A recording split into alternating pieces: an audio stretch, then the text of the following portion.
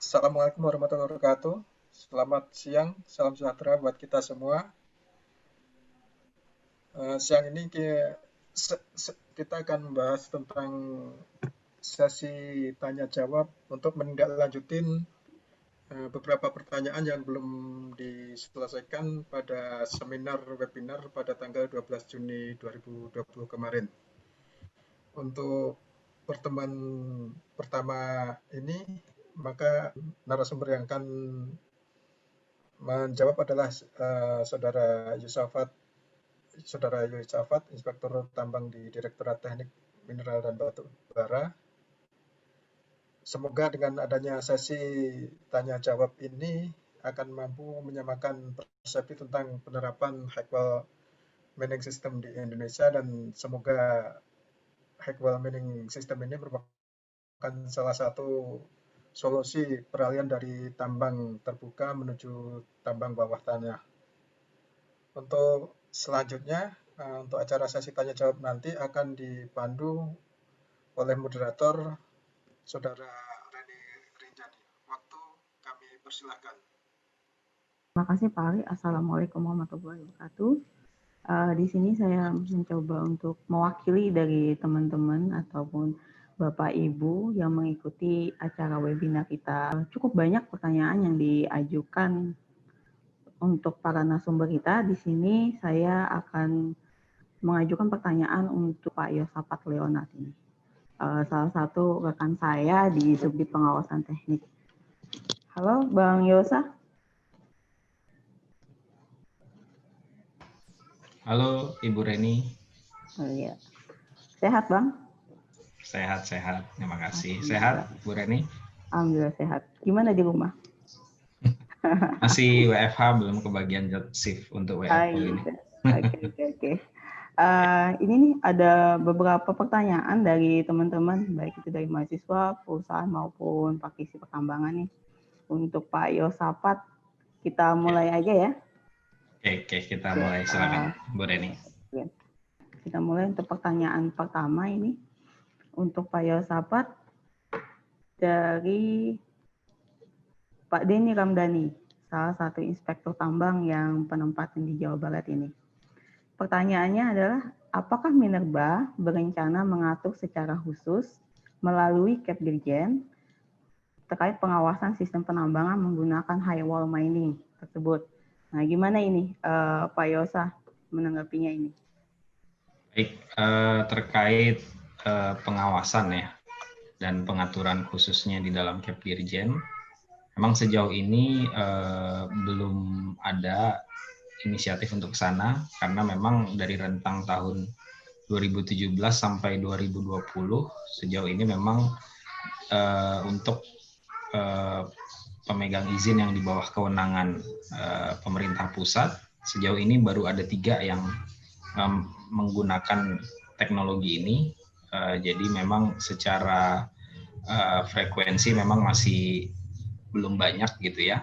Tetapi kita belum tahu untuk kedepannya, karena memang seperti yang sudah kita pelajari pada webinar terkait hal ini kan, memang diharapkan kedepannya itu akan lebih banyak perusahaan yang menggunakan ini, karena memang dari sisi cost lebih murah dibandingkan harus menggunakan misalnya sistem tambang bawah tanah, dan memang ada keinginan arah untuk konservasi seperti itu. Jadi memang sejauh ini belum, tapi kita pasti akan terus lihat, memantau ke depannya seperti apa jumlah perusahaan yang menggunakan. Sekiranya memang akan semakin banyak, kemungkinan besar kita bisa menyusun juknis ya sebagai acuan untuk pengawasan buat inspektur tambang seperti itu. Semoga cukup memuaskan ya jawabannya. Iya. Kita bisa lanjutkan. Terima kasih Pak Yosafat. Berarti ya, untuk peraturan masih belum ada ya kita ya. Yeah. Belum ada, sambil memantau dan kemudian misalkan udah banyak yang mengaplikasinya, bisa aja kita mengatur itu ya. Oke, kita lanjut pertanyaan kedua. Ini dari Pak Alvin Nurhodijah atau Bu Alvin Nurhodijah ini. Maaf kalau saya salah menyebutkan. Mahasiswa Teknik Pertambangan dari ITB. pertanyaannya adalah usaha pemerintah, yaitu di sini adalah Kementerian SDM, untuk mendorong penggunaan sistem high wall mining ke perusahaan-perusahaan tambang Indonesia. Mungkin ini menanyakan terkait bagaimana usaha dari pemerintah ini dalam mendorong suatu sistem untuk penggunaan high wall mining ke perusahaan-perusahaan tambang di Indonesia. Nah, begitu Pak Yosa. Gimana Pak Yosapat? Baik, untuk pertanyaan ini saya coba memberikan sedikit penjelasan bahwa memang dari sisi regulasi usaha-usaha yang sudah kita lakukan memang yang pertama memang adanya kewajiban untuk melaksanakan konservasi minerba, sehingga memang dengan teknologi high wall mining ini diharapkan memang ada optimalisasi sumber daya atau cadangan yang sebelumnya tidak dapat ditambang, tapi dengan adanya teknologi ini maka ada potensi seperti itu untuk mengoptimalisasikan sumber daya dan cadangan yang belum tertambang itu. Dan ini menjadi salah satu usaha yang dilakukan melalui regulasi. Lalu yang kedua, di sisi regulasi juga kita sudah mengatur terkait bagaimana penerapan teknologi ini di Indonesia. Syarat-syaratnya, syarat-syarat secara teknis kita atur. Tetapi memang dari sisi ekonomis memang yang saya pahami memang belum ada secara khusus untuk mendorong hal ini gitu ya. Dalam arti misalnya apakah ada intensif untuk perusahaan-perusahaan yang menerapkan teknologi ini, saya kira dari sisi itu regulasi kita belum mengatur. Tetapi dari sisi regulasi yang saya sebutkan tadi, dari sisi teknis adanya kewajiban terkait konservasi, lalu yang kedua adanya aturan atau pedoman yang sudah kita bakukan gitu ya di Kepmen 1827 lampiran 2 terkait penerapan teknologi ini. Saya kira itu yang bisa saya jelasin. Makasih Bu Rena. Oke, terima kasih Pak Yosa. Berarti ini untuk regulasi sementara kita konservasi sama pedoman ya di peraturan kita. Kemudian kita masuk ke pertanyaan ketiga dari Pak Tio Sinyal, seorang project advisor dari PT Sabe Group. Ini pertanyaannya, bagaimana standar regulasi buat high wall mining, auger mine, apakah sama dengan regulasi pada open cast mine atau masuk kriteria underground mine, termasuk aspek finansial, royalti, dan lain-lainnya. Itu seperti apa? Gimana Pak Yosapat? Baik, terkait regulasi dari pelaksanaan high wall mining ini memang secara khusus kita mengaturnya di sini bahwa penerapan high wall mining ini harus didasarkan pada kajian teknis. Jadi di sini meskipun misalnya di dalam studi kelayakan yang sudah disetujui oleh pemerintah sebelumnya yang diajukan oleh perusahaan itu misalnya menggunakan sistem tambang terbuka seperti itu ya, dan memang di dalam studi kelayakan secara khusus belum menyebutkan penggunaan high wall mining ini, maka memang masih tetap dimungkinkan penerapan teknologi ini selama ya yang saya sebutkan tadi ada kajian teknis. Nah, apa saja isi dari kajian teknis itu saya kira sudah saya jelasin di dalam webinar yang kita adakan. Jadi nanti yang menanyakan ini bisa melihat materi yang sudah kita share, termasuk bisa mereview lagi dari YouTube yang sudah kita share juga. Jadi di situ secara jelas bahwa memang secara aturan teknis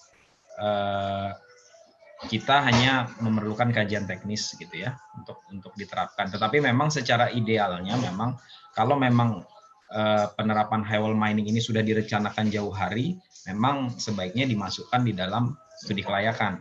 Tetapi kalaupun sebelumnya belum dimasukkan di studi kelayakan, ini masih dimungkinkan selama ada kajian teknis yang disampaikan kepada pemerintah untuk disetujui penerapannya. Lalu dari sisi dari sisi ekonomi terkait royalti dan lain-lain, saya kira aturannya tetap sama ya, sebagaimana peraturan mengenai royalti ini di konteks peraturan Undang-Undang Minerba seperti itu. Tidak ada kekhususan bahwa apabila menggunakan metode ini maka royalti dikurangi atau sedemikian rupa, tidak, sejauh ini belum ada. Jadi tetap sama sebagaimana sistem tambang terbuka atau sistem tambang bawah tanah seperti itu. Jadi seperti itu. Mungkin itu yang bisa saya jelaskan. Terima kasih. Oke, mungkin itu Pak Tio Sinyal untuk jawaban dari pertanyaannya ya, terkait regulasi buat high wall maupun finansial ya. Kemudian untuk pertanyaan selanjutnya, pertanyaan Bu Ana Wahdiana, Inspektur Tambang. Apakah menggunakan metode auger mining pada dokumen pasca tambang harus ada penjelasan khusus kegiatan pasca tambangnya atau dimasukkan pada kegiatan backfilling tambang permukaan saja? Kemudian, apa saja parameter untuk teknik dan lingkungan yang harus dimasukkan pada dokumen pasca tambang? Oke, begitu Pak Yosafat, silahkan dijawab pertanyaan ini. Baik, terima kasih Bu Reni. Untuk pertanyaan ini, saya ingin menjelaskan bahwa sebagaimana tadi yang saya sebutkan bahwa memang untuk menerapkan teknologi ini pada awalnya memang tidak perlu merubah studi kelayakan apabila memang sebelumnya di dalam studi kelayakan belum disebutkan bahwa teknologi ini ingin diterapkan atau tidak gitu. Tetapi apabila memang belum diterapkan, maka dapat disampaikan kajian teknis yang di dalamnya nanti itu ada analisis risiko baik secara teknis maupun ekonomi seperti itu ya. Nah, memang nanti kajian teknis ini akan kita evaluasi gitu ya oleh Direktorat Teknik. Nah, nanti kita akan lihat berdasarkan hasil evaluasi dari Direktorat Teknik, itu kita bisa melihat apakah memang rencana penerapan ini memerlukan adanya perubahan studi kelayakan maupun perubahan AMDAL seperti itu. Jadi memang harus menunggu dulu dari hasil rekomendasi terhadap evaluasi kajian teknisnya. Jadi ini bisa dimungkinkan ada perubahan studi kelayakan ataupun perubahan AMDAL, termasuk juga yang nanti akhirnya akan merubah dokumen pasca tambangnya. Tetapi untuk awalan ketika ingin menyampaikan penerapan teknologi ini tidak perlu untuk merubah, cukup menyampaikan kajian teknis. Tetapi memang dari rekomendasi hasil evaluasi kajian teknis dimungkinkan adanya perubahan terhadap studi kelayakan, AMDAL maupun dokumen pasca tambang ya, bergantung dari hasil evaluasi tersebut. Dan hal kedua yang perlu dipahami juga bahwa penerapan teknologi ini di dalam kajian teknis itu harus ada link ke RKAB-nya, karena nanti di dalam RKAB itu akan disetujui apakah penerapan teknologi ini diperbolehkan atau tidak gitu ya. Jadi memang harus ada di state di dalam RKAB dan kita akan evaluasi untuk disetujui baik sifatnya full operation ataupun hanya uji coba seperti itu. Jadi ini dua hal yang perlu menjadi perhatian saya kira. Itu mungkin yang bisa saya tambahkan, Bu Reni. Terima kasih. Terima kasih Pak Yosafat. Berarti ini kalau untuk dokumen pasca tambangnya harus menunggu hasil dari evaluasi kajian teknisnya ya.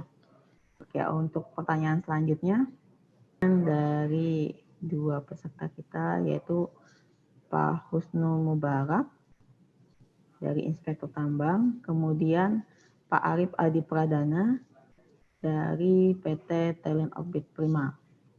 Nah, ini pertanyaannya, apakah harus melakukan perubahan dokumen studi kelayakan?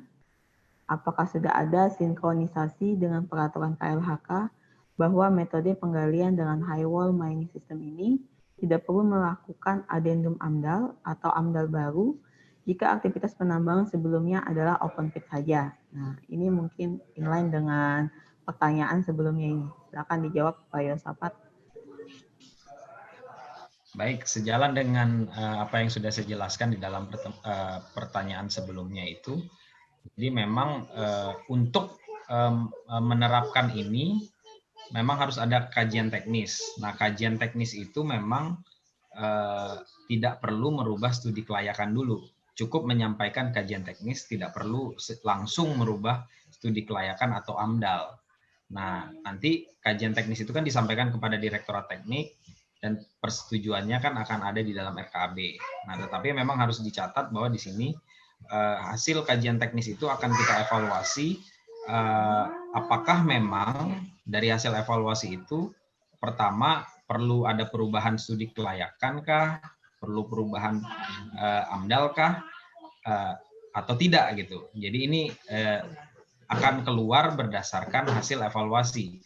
Bisa jadi ada perubahan studi kelayakan atau AMDAL jika memang secara khusus nanti kriteria-kriteria perubahan studi kelayakan maupun kriteria-kriteria perubahan AMDAL itu masuk di dalam hasil evaluasi dari kajian teknis. Misalnya dia merubah rona akhir, dia merubah umur tambang, seperti itu. Bisa jadi itu rekomendasinya adalah merubah studi kelayakan dan AMDAL. Tetapi memang apabila dari hasil evaluasi memang dirasa tidak perlu ya, dari Direktorat Teknik dilihat tidak perlu, maka saya kira ini bisa dilanjutkan selama dengan catatan harus mendapat persetujuan di dokumen RKAB-nya gitu ya. Harus ada persetujuan di dokumen RKAB-nya oleh Direktur Jenderal Minerba. Saya kira itu yang ingin saya tekankan. Terima kasih.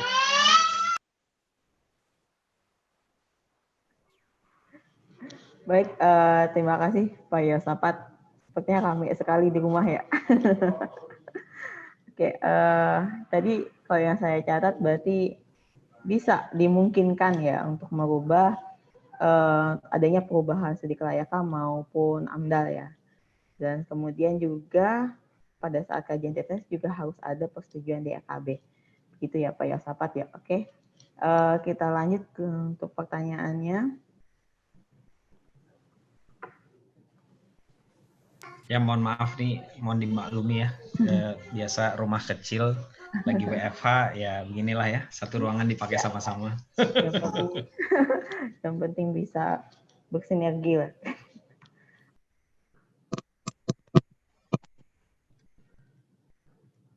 Oke, selanjutnya ini pertanyaan dari Pak Francis Roy Seston Tampu Bolon. Ini dosen IPB, kemudian sama Bapak ataupun Ibu Andi Ayu Landari, mahasiswa dari Universitas 19 November. Dua penanya ini menanyakan hal yang mirip maupun hal yang sama, yaitu adalah kalau melakukan sistem high wall mining ini, seberapa persen yang telah menggunakan dan dilakukan di Indonesia? Nah, ini Pak Yosapat terkait penggunaannya di Indonesia ini ditanyakan nih berapa persen nih udah diaplikasikan ya di Indonesia. Begitu Pak Yosapat, silahkan dijawab pertanyaan ini. Baik, terkait penggunaan teknologi high wall mining ini, sejak dari permulaannya itu di Indonesia itu sejak tahun 95 ya penggunaannya. Penggunaannya dimulai sampai sekarang tahun 2020 ada permohonan dari salah satu perusahaan untuk menggunakan salah satu metodenya yaitu auger mining. Dari catatan saya ini ada sekitar 7 perusahaan yang sudah menerapkan teknologi ini, high wall mining, dari sejak tahun 95 sampai sekarang. Cuman memang dari catatan kami ini, dari historisnya memang ada kecenderungan yang menunjukkan hasil bahwa metode auger mining itu lebih cocok diterapkan di Indonesia dibandingkan metode high wall mining yang satunya lagi, yaitu metode continuous high wall mining ya. Jadi beberapa alasannya itu mungkin saya sudah jelasin di webinarnya atau dari narasumber yang lainnya. Memang ini karena auger mining ini memberikan lebih cocok untuk kondisi geologi yang lemah ya. Karena memang bentuk bukaan cut pilar yang bentuknya sirkular ini cenderung lebih stabil untuk pilarnya sendiri maupun secara keseluruhan bagi high wall-nya dibandingkan dengan metode CHM atau continuous high wall mining. Ini karena bentukan yang rektangular dan dimensinya relatif besar, sehingga memang untuk karakteristik geologi di Indonesia itu tidak cocok, dan ini memang dibuktikan dengan kegagalan yang terjadi. Salah satu contohnya itu di PD Baramarta di tahun 2017 di Kalimantan Selatan. Ya mungkin itu saya kira yang bisa saya jelasin, Bu Reni. Makasih. Oke, terima kasih Pak Yosapat. Ini kita masuk ke pertanyaan terakhir ini. Pertanyaan dari Ramayanda Sudrajat, alumni Institut Teknologi Medan, jurusan Teknik Pertambangan. Ini pertanyaan terakhir untuk sesi hari ini. Pertanyaannya adalah, pada slide InSim Seismic, apa saja persyaratan untuk menjadi competent person atau seismic worker dalam regulasi pemerintahan di pertambangan? Adakah sertifikat khusus dari dalam negeri atau dan internasional? Nah, ini Pak Yosapat, silahkan dijawab. Baik, terima kasih Bu Reni. Saya langsung share screen aja slide saya nomor 8 ya, terkait nomor 9 terkait InSim Seismic. Jadi memang di Kepmen 1827 itu salah satu aturan khusus mengenai penerapan teknologi high wall mining ini adalah harus dilakukan InSim Seismic jika diduga ada ketidakmenerusan batu bara atau struktur geologi yang kompleks. Ini karena memang metode high wall mining ini lebih cocok diterapkan untuk batu bara yang menerus dan deepnya tidak terlalu dalam gitu ya, kemiringan inklinasinya, ada standarnya secara umum. Jadi memang problem kemenerusan ini adalah hal yang utama gitu. Nah, perlu tidaknya dilakukan InSim Seismic jika diduga ada ketidakmenerusan ini, memang kami dari sisi pemerintah itu mempercayakan justifikasi teknis dari competent person gitu ya, karena dugaan ketidakmenerusan atau struktur geologi yang kompleks ini yang punya kewenangan untuk menentukan itu, pemerintah sudah mempercayakannya kepada competent person sebagai tanggung jawab dan tanggung gugatnya gitu. Jadi dari sisi ini kita memerlukan profesional justifikasi dari competent person. Lalu apa yang menjadi syarat dari competent person ini, apa sertifikasinya gitu ya, standar apakah menggunakan standar kompetensi nasional atau internasional. Nah, untuk standar kompetensi untuk competent person ini kita harus bersyukur karena di Indonesia saat ini sudah ada standar kompetensinya, itu berdasarkan keputusan Menteri Tenaga Kerja nomor 40 tahun 2019. Di sini kita sudah mengatur standar kompetensi untuk estimasi cadangan gitu ya. Jadi untuk mendapatkan sertifikasi kompetensi terkait estimasi cadangan ini memang harus ada LSP yang disertifikasi oleh Badan Sertifikasi Nasional. Apakah lembaga-lembaga tersebut berhak untuk mengeluarkan sertifikasi atau SKKNI untuk melakukan estimasi cadangan. Jadi sudah ada SKKNI-nya, jadi nanti bisa mengacu ke SKKNI itu. Standar-standar kompetensi apa saja yang diperlukan itu sudah ada di dalam keputusan Menteri Tenaga Kerja nomor 40 tahun 2019. Saya kira itu Bu Reni yang bisa saya jelasin. Terima kasih.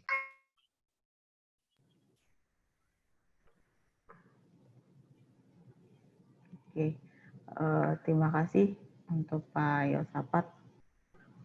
Berarti untuk peraturan selanjutnya bisa dibaca di SKKKNI nomor 40 tahun 2019 ya.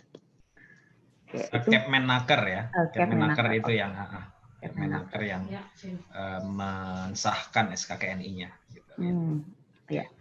Oke, terima kasih Pak Yosapat sudah mau bergabung di sesi tanya jawab. Semoga penanya yang masuk dalam sesi ini bisa puas lah dengan jawaban dari Pak Yosapat. Mungkin nanti kita bisa bertemu di sesi selanjutnya ya Pak Yosapat ya. Terima kasih untuk pencerahannya hari ini. Terima kasih sama-sama Bu Reni. Oke. Salam untuk keluarga di rumah Pak Yosapat. Semoga sehat selalu ya. Baik, terima Tetap kasih. semangat. Ya, terima kasih. Tetap semangat juga Bu Reni yang WFO ya. Iya. Oke. Gantian kita ya. Oke. Terima kasih Pak Yosapat. Cukup sekian untuk sesi tanya jawab hari ini. Saya mohon maaf apabila ada kesalahan kata maupun perbuatan dari tanya jawab sesi tanya jawab kita hari ini. Untuk waktu dan kesempatan saya kembalikan ke Pak Ari. Terima kasih. Wassalamualaikum warahmatullahi wabarakatuh.